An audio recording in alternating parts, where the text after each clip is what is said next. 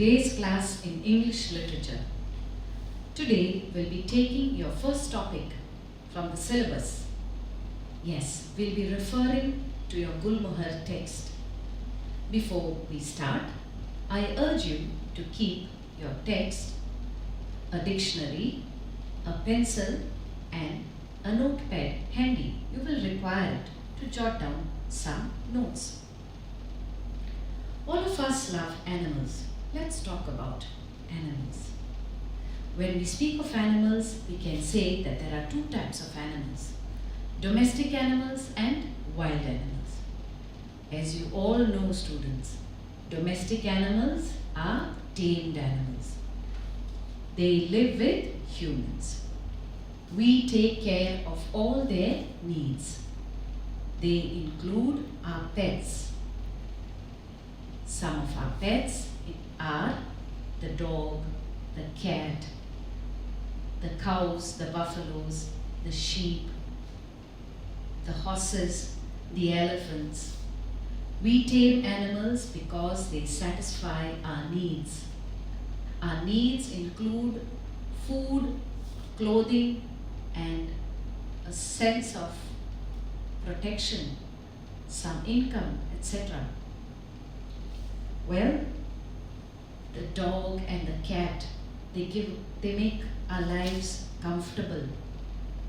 We get food because of animals like the hens and the ducks, which provide us eggs. We get milk from cows and buffaloes. We get wool from the sheep, and we can transport ourselves from one place to another because of animals like the horses and the elephants. These animals are our source of income. Well, there are other animals and they are untamed. They are the wild animals. They don't live with us. They are at the mercy of nature. Nature provides them with all their needs. And as they are at the mercy of nature, they also face problems because of nature. There are calamities like floods, earthquakes, forest fires, which affect their living, their lives. Also, we humans add to their misery through man and animal conflicts. We undertake deforestation, that is, cutting down of forests because of infrastructure, because we need space for farmlands. We need to build cities because of industrialization. We also add to their miseries by domesticating them. We try to tame them. That is also a problem to the wild. There is a large amount of poaching which takes place in the wild. Man, in his greed, goes to poach for animals, the wild animals, for their body parts, for their tusks, for their skin, and we cause them danger. These animals are endangered. What is the meaning of endangered? An animal is endangered when its species is reduced to a small number. These animals need our attention so that they are not wiped out from the face of the earth. Let me give you some examples of endangered animals. Well, animals like the giant panda,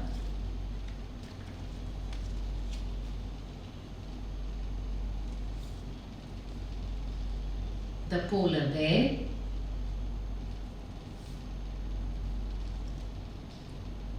the African wild dog,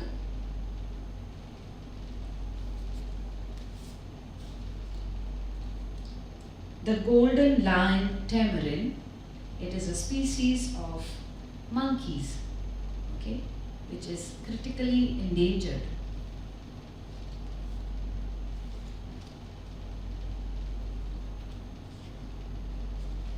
Are endangered because of problems created by men, because of poaching. Other problems include loss of habitat because of industrialization. In the wild, these animals might, like the African wild dog, might be in danger of being eaten up by other wild animals, like the lion. Well, we need to save these animals. And organizations like Save the Animals, they make sure that these animals survive in the wild. We also have zoos, we have wildlife sanctuaries, wildlife reserves for these animals. We make sure we try to provide a natural setting for these animals so that they can be there for us in the future. Well, today in our topic, let's talk about one such endangered animal, and it is the gorilla. Today's topic is Ivan's story. Ivan is a gorilla, an endangered species. And this topic, this story, Ivan's story, is written by Katherine Applegate. She is an American writer. She has written many stories on fantasy and adventure for children, and she urges us to rethink rethink the manner in which we look at wildlife and animals, and also rethink at the way in which we judge ourselves. Well, without much ado, let's go on with the topic. I assume that during the holidays, many of you might have gone through the text. If you have not done that, please read pages 1 and 2, as we'll be doing pages 1 and 2 in today's class. Well, in the first part, at the beginning of this page 1, we see that there is a mention about the animals, and Katherine Applegate speaks of Ivan's life. Katherine Applegate uses a narrative style of writing, but the story is about Ivan. Ivan is a gorilla who is living in a cage at a mall. He's been living in the cage for the last 27 years. Here I have pictures of animals in the wild. We have a baby there, a baby gorilla. A baby gorilla is also called an infant gorilla. Another picture of the mother and the infant, and another gorilla down there in the third frame.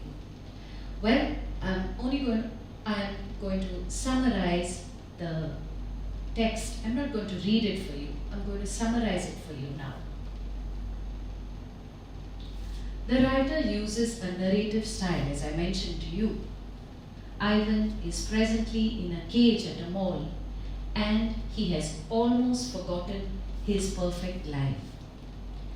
Ivan is this story of Ivan is taken from The One and Only Ivan, a story written by Katherine Applegate, and this is a small extract from that novel. if you wish, you can always read this novel to understand what happened to Ivan. In the first page, entitled The Grunt, we read about Ivan's life. He was born in Central African rainforest. As you know, children, there are 7 continents, and Africa is a continent where we have the second largest rainforest of the world. Yes, the Central African rainforest. The first largest is the Amazonian rainforest, which is in South America. Ivan says that this rainforest is so dense and it's so perfect that he believes that no crayons or no painter can do any justice in painting the beauty of this forest. There is a mention about Ivan, and he speaks about how much he loves his wild home, his jungle, the forest. He loves his troop. A family of gorillas is called a troop. And he loves his sister. His sister's name is Tag. There is a mention that Tag's name was given after much consideration by the parents. The parents observed this young infant, noticed what were her preferences, and then only she was named Tag. Humans don't do that. We name our babies beforehand. We fix a name. An elder of our family might decide, okay, we'll name our child this or that. We don't go to notice the preferences and the likes of our babies. But in the wilderness,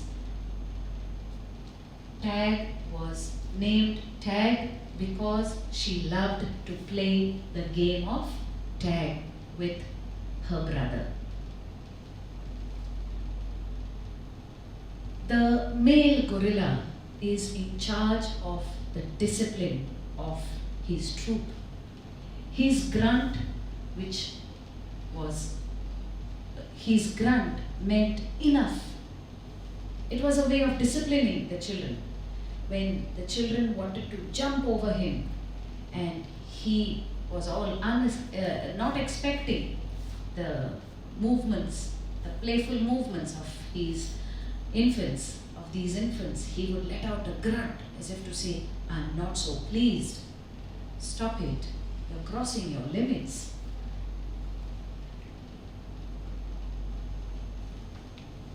Now, Ivan's sister was called Tag, but Tag's brother had to wait for his time. His parents waited for a suitable name for him. What was Ivan called in the wilderness? Well, if you read the next small section of your text, you will see that Ivan was called Mud.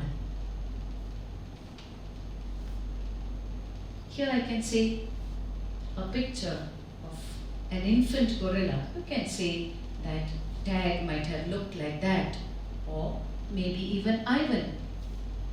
Well, Tag's brother was called Mud. Why?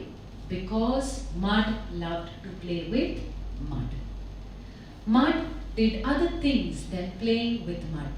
He loved to play with sticks and stones and draw and paint. He used his mother's back. He painted on his mother's back. Yes, with mud. He also drew pictures on the rocks, or he used the juice of ripe fruit and the sap of leaves. For him, mud meant everything. He loved to play with mud. Just like many of you children when you were small, you might have played with mud. I'm sure you're missing going to the beach and playing with the mud, with the sand there, don't you? Yes, we do. But to Mud, mud meant everything.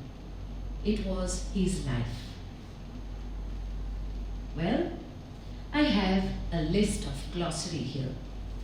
At the end of page 1, I want you to read it and note it down on your English literature notebook. I have words justice, rainforest, nimble, unsuspecting, grunt, and sap. Sap is the juice which comes out. The sap is the liquid, sorry, it's not a juice, it's the liquid which comes out from the leaves. And a person who is unsuspecting is a person who does not know what to expect. Someone who is nimble is a person who walks very skillfully in a very diligent manner. I have explained the other meanings for you during this video if you were paying attention to it attentively. So, for now, note down these words and frame some lovely sentences for these words. I wish to continue with another short section of the text, and I'll summarize that part for you.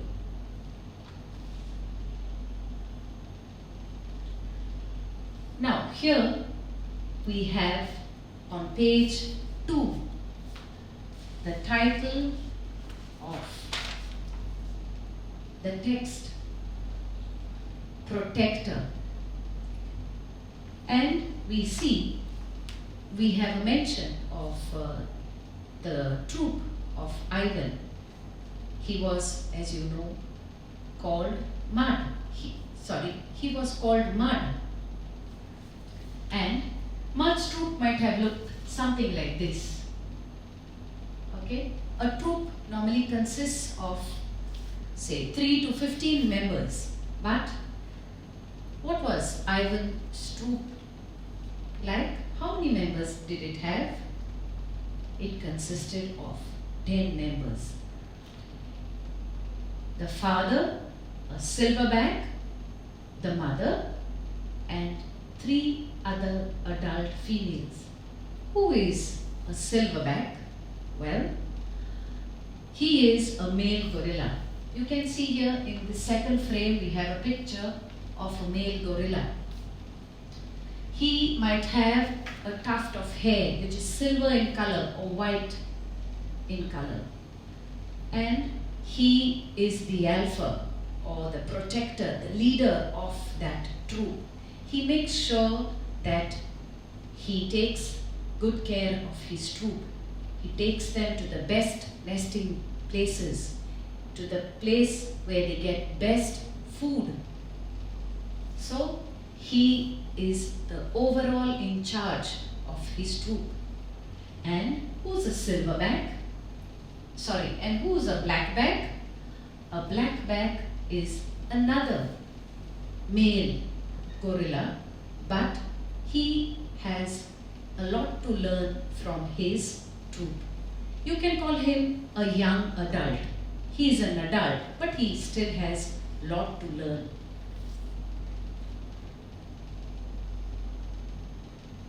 Ivan says that there were 2 other young gorillas in his troop, and he says that Tag and he were the babies of that group.